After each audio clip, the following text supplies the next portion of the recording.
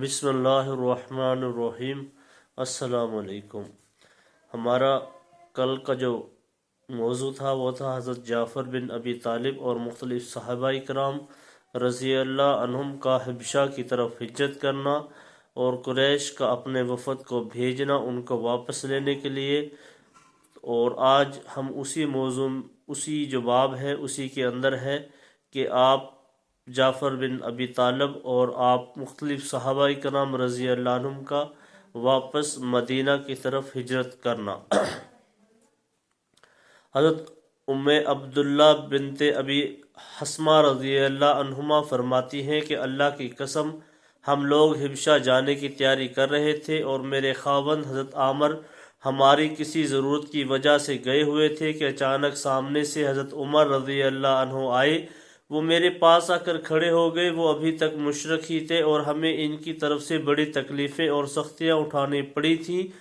حضرت عمر رضی اللہ عنہ نے کہا، اے ام عبداللہ کیا تم لوگ جا رہے ہو؟ حضرت ام عبداللہ نے کہا، ہاں، جب تم ہمیں ستاتے ہو اور ہر وقت ہمیں دباتے ہو تو اب ہم جا رہے ہیں اور اللہ کی زمین میں کہیں رہیں گے یہاں تک کہ اللہ تعالیٰ ہی ان مصیبتوں سے نکلنے کی کوئی صورت پیدا فرما دے۔ حضرت عمر نے کہا، اللہ تمہارے ساتھ ہے۔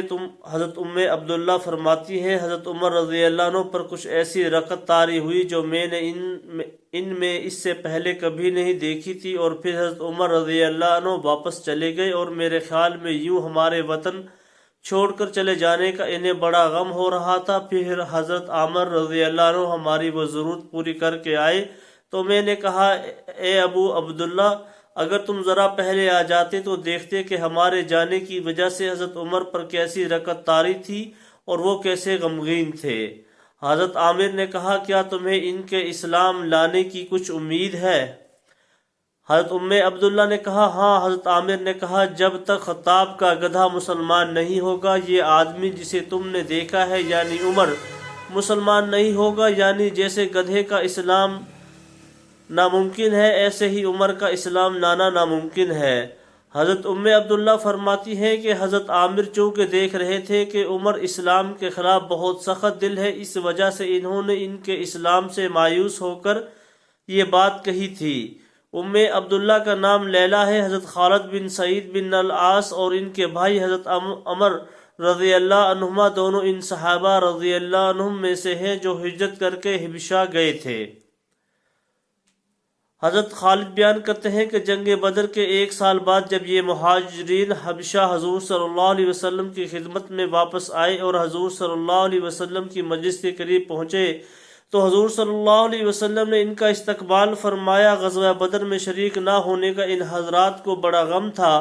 حضور صلی اللہ علیہ وسلم نے ان سے فرمایا، تم کس بات کا غم کر رہے ہو؟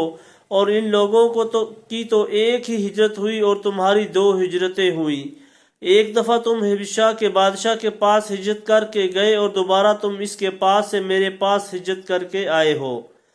حضرت ابو موسیٰ رضی اللہ عنہ فرماتے ہیں کہ ہم لوگ یمن میں تھے کہ ہمیں حضور صلی اللہ علیہ وسلم کے مدینہ ہجرت کرنے کی خبر ملی، چنانچہ میں اور میرے 2 بھائی حضور صلی اللہ علیہ وسلم کی طرف ہجرت کے ارادہ سے چلے۔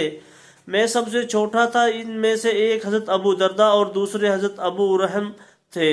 راوی کہتے ہیں کہ حضرت ابو موسیٰ نے یا تو یہ فرمایا کہ ہم اپنی قوم کے 50 سے کچھ اوپر آدمیوں میں تھے، یا یہ فرمایا کہ ہم 53 آدمیوں میں تھے، یا یہ فرمایا کہ ہم 52 آدمیوں میں تھے۔ ہم ایک کشتی میں سوار ہوئے، اس کشتی نے ہمیں نجاشی کے پاس پہنچا دیا۔ وہاں ہمیں حضرت جعفر بن ابی طالب رضی اللہ عنہ ملے۔ ہم ان کے ساتھ وہاں ٹھہر گئے یہاں تک کہ ہم اکٹھے ہی مدینہ آئے۔ جب ہم حضور صلی اللہ علیہ وسلم کی خدمت میں حاضر ہوئے تو آپ خیبر فتح فرما چکے تھے۔ ہم کشتی والوں کو بہت سے لوگ کہا کرتے تھے کہ ہم ہجرت میں تم سے آگے نکل گئے، یعنی ہم ہجرت کر کے پہلے مدینہ آئے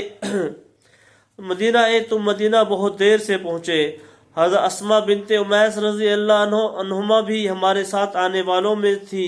وہ حضور صلی اللہ علیہ وسلم کی زوجہ حضرت حفصہ رضی اللہ عنہا کو ملنے گئی۔ حضرت اسماء مسلمانوں کے ساتھ ہجرت کر کے حبشہ گئی تھی۔ اتنے میں حضرت عمر رضی اللہ عنہ حضرت حفظہ رضی اللہ عنہ کے پاس آئے، حضرت اسما وہاں ہی تھی۔ حضرت عمر نے حضرت اسما کو دیکھا تو پوچھا یہ کون ہے؟ حضرت حفظہ نے کہا یہ اسما بنت امیس ہے۔ حضرت عمر نے کہا یہ وہی حبشہ والی ہے، یہ وہی سمندر کا سفر کرنے والی ہے؟ حضرت اسما نے کہا جی ہاں وہی ہے۔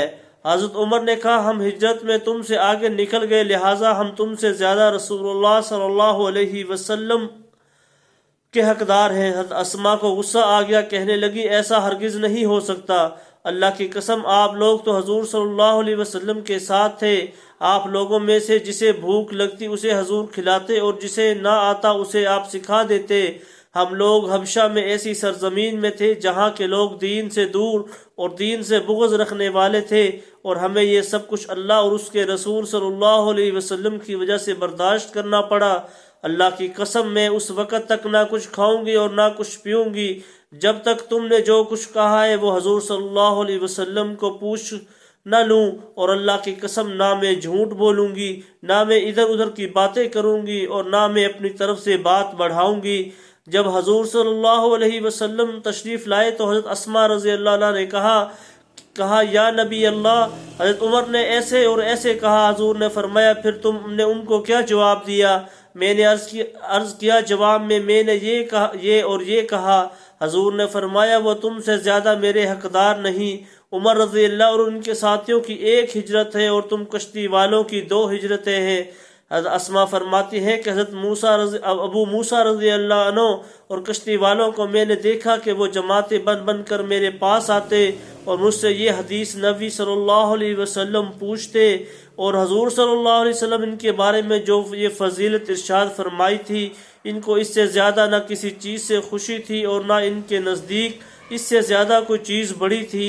حضرت اسما رضی اللہ عنہ کہتی ہے کہ میں نے حضرت ابو موسیٰ کو دیکھا کہ وہ خوشی کی وجہ سے بار بار مجھ سے یہ حدیث سنتے۔ حضرت موسیٰ فرماتے ہیں کہ حضور صلی اللہ